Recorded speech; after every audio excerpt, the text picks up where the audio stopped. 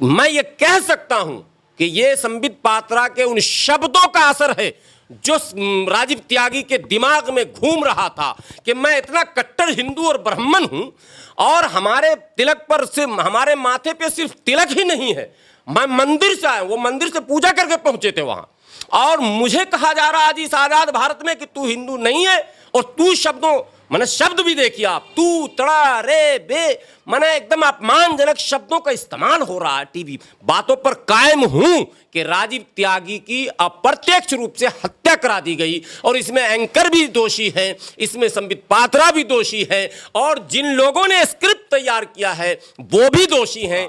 मैंने on debate कहा are Bharat में कि तुम दलाल होगे, पैसे लेकर आए होगे। गुलाम सरवर कभी पैसे लेकर टीवी पर नहीं गया, इसलिए गुलाम सरवर अपनी बात रखेगा चाहे तुम सुनो या ना सुनो।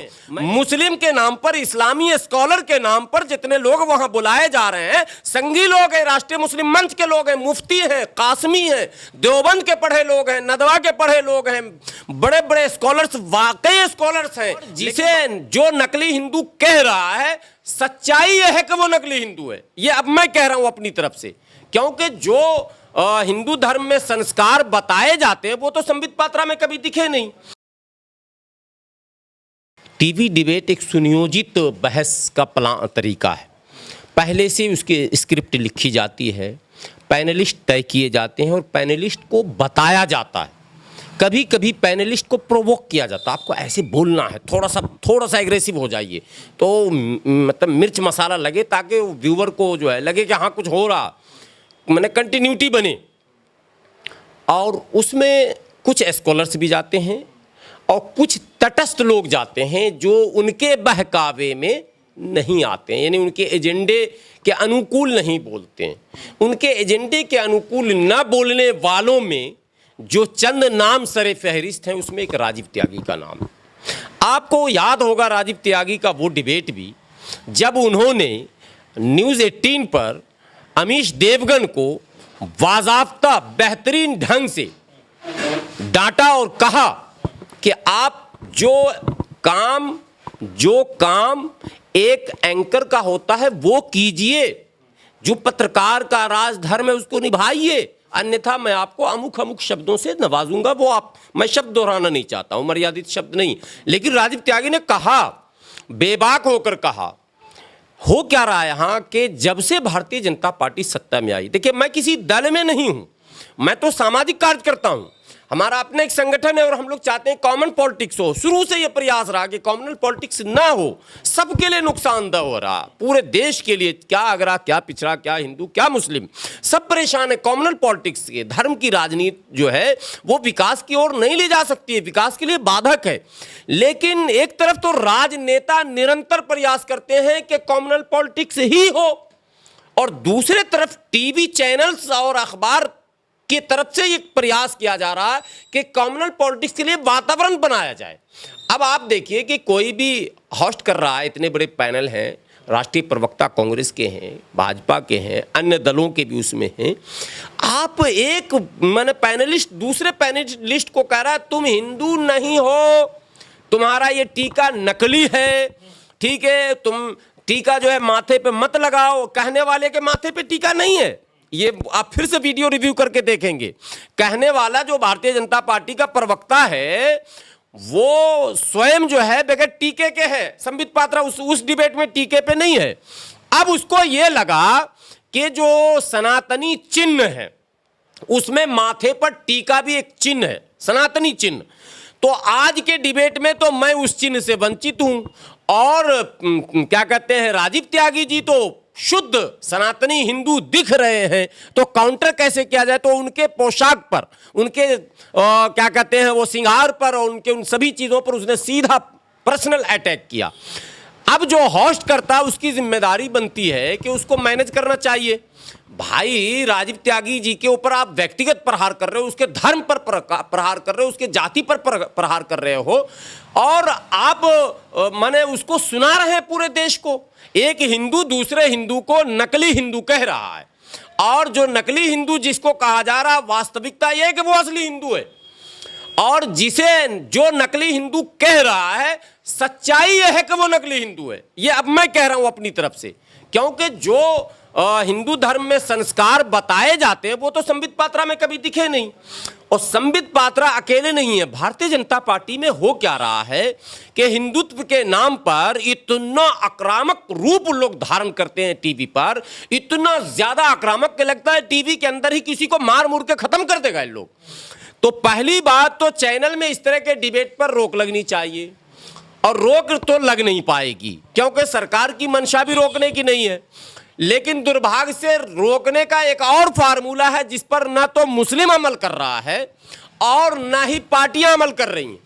तमाम पार्टियों से मेरी विनती है, कांग्रेस पार्टी से स्पेशली, कि आप अपने सभी प्रवक्ताओं को, सभी नेताओं को साफ शब्दों में मना कर दें, किसी भी प्रकार के टीवी डिबेट में हिस्सा नहीं लेंगे।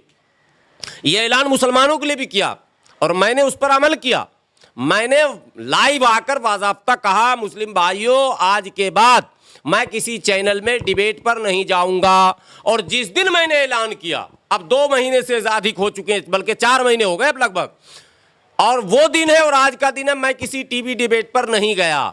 अपनी बात ही तो पहुंचानी है ना, ऊपर वाले ने माध्यम दिया, इतना बड़ा माध्यम आप लोग हैं, करोड़ों लोग देख रहे हैं, एक एक वीडियो करोड़ों में जा रहा है, लोग सुन ही तो रहे हैं, वो अवसर तो हमको मिल ही रहा।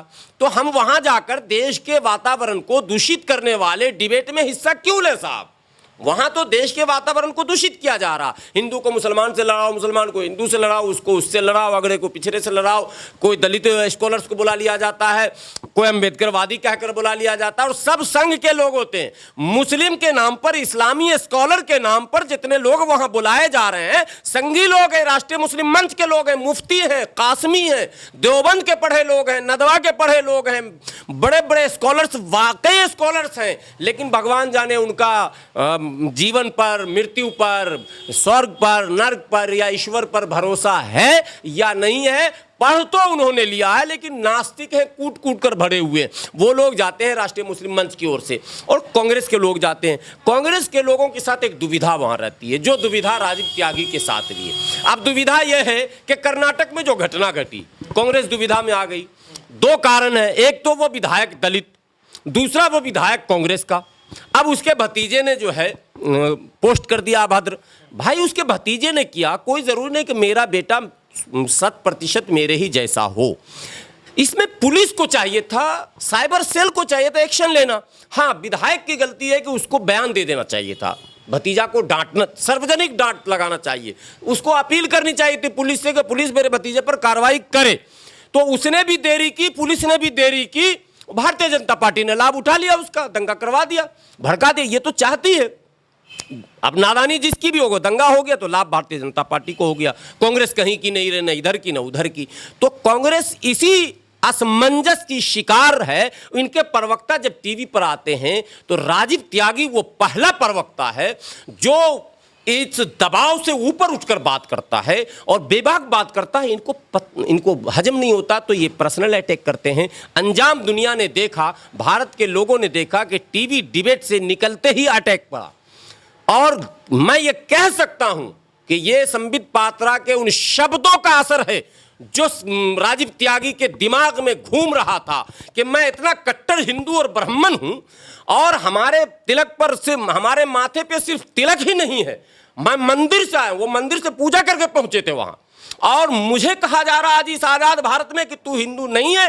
और तू शब्दों, मैंने शब्द भी देखिए आप, तू, तड़ा, रे, बे, मैंने एकदम अपमानजनक शब्दों का इस्तेमाल हो रहा है टीवी पर। और इतना बड़ा चैनल भारत का है वो, और पैनलिस्ट बैठे हैं बड़े बड़े, भाई असर तो पड़ेगा। और वो बातें दिमाग में घूम रही थी, ये मेरा निजी मानना है। आज मैं इस अपने बातों पर कायम हूं कि राजीव त्यागी की अप्रत्यक्ष रूप से हत्या करा दी गई, और इसमें एंकर भी दोषी है, इसमें संबित पात्रा भी दोषी है, और जिन लोगों ने स्क्रिप्ट तैयार किया है वो भी दोषी हैं। सरकार को अविलंब ऐसे टीवी चैनलों पर और इस तरह के कार्यक्रमों पर प्रतिबंध लगाना चाहिए, ताकि आने वाले दिनों में ऐसा अनमोल रतन जो ज्ञानी भी था और बेबाक भी था, निर्भय होकर अपनी बात रखता था, और मैंने तथ्यों के आधार पर अपनी बात रखता था, आज हमारे बीच में वो नहीं है। ये बहुत बड़ा दुर्भाग्य है इस देश का। ऐसे ऐसे ज्ञानियों को आप इस तरह से उसकी हत्या करेंगे, आप अप्रत्यक्ष रूप से उनके मन मस्तिष्क को आप माने ऐसा कर देंगे कि वो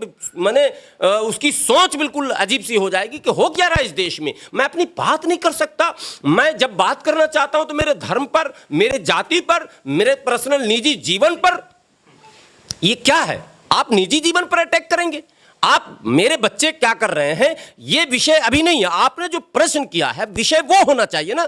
मेरे घर में दाल बनाई या रोटी बनी, ये विषय टीवी पर नहीं होना चाहिए। आपको मैं बताऊं कोरोना काल में क्या हो रहा था। जब जमातियों का मामला आया तो आरएसएस ने 5-6 मौलवियों को भेजा। मैं तो हल्का फुल्का टोपी पहना हूं, मेरी सदरी तो सस्ती सस्ती होगी। वो मौलवी आते थे, कई हजार की सदरी रंगीन और माशाअल्लाह सुभान अल्लाह वाला ड्रेस, और उन्होंने टीवी पर आकर इस विषय पर बहस नहीं किया। मैं वो डिबेट दिखा दूंगा, तभी तो मैंने छोड़ दिया। मैंने कहकर छोड़ा, मैंने ऑन डिबेट कहा आर भारत में कि तुम दलाल होगे, पैसे लेकर आए होगे। गुलाम सरवर कभी पैसे लेकर टीवी पर नहीं गया, इसलिए गुलाम सरवर अपनी बात रखेगा चाहे तुम सुनो या ना सुनो। मैंने उसे कहा टीवी पर डिबेट हो रहा है, रिस्पॉन्सिबिलिटी तय करनी है। मतलब जिम्मेदार कौन है? मौलाना साद जिम्मेदार है, सरकार की गलत पॉलिसी जिम्मेदार है, दिल्ली सरकार जिम्मेदार है, केंद्र सरकार जिम्मेदार है, पुलिस प्रशासन जिम्मेदार, ये तय करना है। इस पर डिबेट है। और वो मौलाना आते हैं और कहते हैं तबलीगी जमात काफिर है, मौलाना साद काफिर है, फला जो है काफिर। मैंने कहा यार ये हो क्या रहा?